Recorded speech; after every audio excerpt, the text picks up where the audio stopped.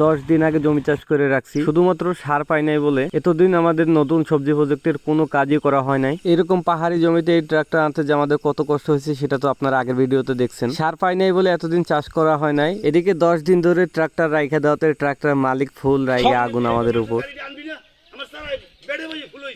আজ অবশেষে বহুত প্রতীক্ষার পর সার পেলাম। জৈব সার এবং রাসায়নিক সার ছিটিয়ে দিয়ে আবার চালালাম ট্রাক্টর। আর কাজের ফাঁকে আমরা পেরে খেলাম আমাদের জমির পাশের এই টোনাটনির গাছের কাঁঠাল। আসসালামু আলাইকুম প্রিয় দর্শক, কেমন আছেন সবাই? আশা করি সবাই অনেক ভালো আছেন। বর্ষার মৌসুমে পাহাড়ের উঁচু জমিতে চাষ করা রীতিমতো যুদ্ধ করার মতন। তার উপরে আমরা থাকি পাহাড়ের এমন একটা দুর্গম এলাকায় যেখানে নাই কোনো বিদ্যুৎ, নাই কোনো রাস্তা, যেখানে নদীপথই আমাদের একমাত্র সম্বল। আর এই সময় নদীটাই একবারে শুকায় থাকে, সেই জন্য সারগুলো পাইতেও আমাদের অনেক দেরি হয়ে গেছে। প্রিয় দর্শক, আমরা আমাদের এই জমিগুলোতে আধুনিকভাবে মালচিং পদ্ধতিতে বর্ষা মৌসুমে সবজি চাষ করব। যেহেতু আমরা এখানে মালচিং পদ্ধতিতে চাষ করব, এখানে অবশ্যই আমাদের বেড তৈরির আগে অর্থাৎ জমি চাষ করার সময় এখানে রাসায়নিক সার এবং জৈব সারগুলো দিয়ে পরবর্তীতে আমাদের জমি রেডি করতে হবে। আজ থেকে আরো 10 দিন আগে এই জমিগুলোতে প্রথম চাষ দিয়ে রাখা দিয়েছিলাম। আমাদের এলাকার দোকানে কোনো সার ছিল না, রাঙ্গামাটি জেলা শহরেও ফোন দিয়ে কোথাও কোনো ডিলারের দোকানে সার পাই নাই, যার জন্য আমাদের এতদিন দেরি করতে হইলো। আর এদিকে ট্রাক্টরের মালিক আমাদের উপর ফুল রাগে গেছে। আসলে ওনার রাগ হওয়াটা খুবই স্বাভাবিক। উনিও বেগুন লাগাবে, ওনার বেগুনের চারা নাকি বেডের মধ্যে বড় হয়ে গেছে, ওনারও গাড়ির প্রয়োজন।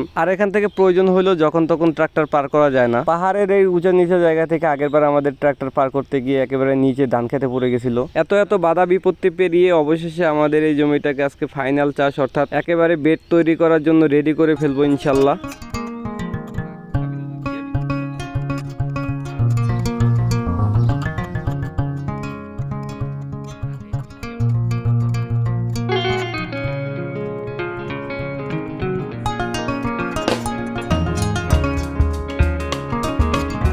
আলহামদুলিল্লাহ আমাদের জমি চাষ এবং সার প্রয়োগ কমপ্লিট। আকাশে অনেক মেঘ করছিল, যদি বৃষ্টি আসতো তাহলে হয়তো এই কাজটা আমাদের জন্য আরো অনেক কঠিন হয়ে যাইতো। আমাদের জমির আইলের পাশে এই কাঁঠাল গাছগুলা, সকালবেলা এখানে আসার পর থেকেই পাকা কাঁঠালের অনেক ঘ্রাণ পাইতেছিলাম। সকালবেলা বাড়ি থেকে বেরোইছি, এখন পর্যন্ত বাড়িতে যাই নাই। এখন বিকাল 3টা বাজে, মোটামুটি ভালোই খিদা লাগছে। আমরা এখন এই গাছ থেকে কাঁঠাল পেরে খাবো। আমরা খাওয়ার আগেই এখান থেকে অলরেডি কাঠবিড়ালে কিছুটা খাইছে। তো আজকে মোটামুটি 3টা কাঁঠাল পাকছে এই গাছটার মধ্যে। আমরা একটা পারলাম, আর 2টা অলরেডি গাছে আছে। এভাবে গাছ পাকা কাঁঠাল গাছ থেকে পেরে সাথে সাথে খাওয়ার মজাই আলাদা। এই স্বাদটা একমাত্র যারা গ্রামে থাকে তারাই পায়। এর পরের দিন আমাদের এই পাশে আরো একটা জমি আছে, মানে 2টা জমি আমরা ট্রাক্টর দিয়ে চাষ করছি। আর এই জমিটাতে আমরা জাস্ট 2টা বেড করব। এই বেডের মধ্যে আমরা লাউ চাষ করব। 2 পাশে মাচা হবে আর মাঝখান দিয়ে 2টা বেড হবে। তো এর জন্য আমাদের বেশি একটা চাষের প্রয়োজন নেই, জাস্ট 2টা বেড। এই জন্য আমরা কোদাল দিয়ে কুপিয়ে এই বেডটা তৈরি করে ফেলছি। এখন যেহেতু বর্ষার সময় যে কোনো সময় বৃষ্টি হইতে পারে, এই জন্য আমরা বেডে সার দিয়ে আর দেরি করবো না, সাথে সাথে মালচিং পেপার দিয়ে ঢেকে দিব। প্রিয় দর্শক, এই ছিল আজকের ভিডিও। এতক্ষণ পর্যন্ত যারা ধৈর্য ধরে আমার ভিডিওটা দেখছেন সবাইকে অসংখ্য ধন্যবাদ। দেখা হচ্ছে পরবর্তী ভিডিওতে। সেই পর্যন্ত সবাই ভালো থাকেন, সুস্থ থাকেন। আসসালামু আলাইকুম, আল্লাহ হাফিজ।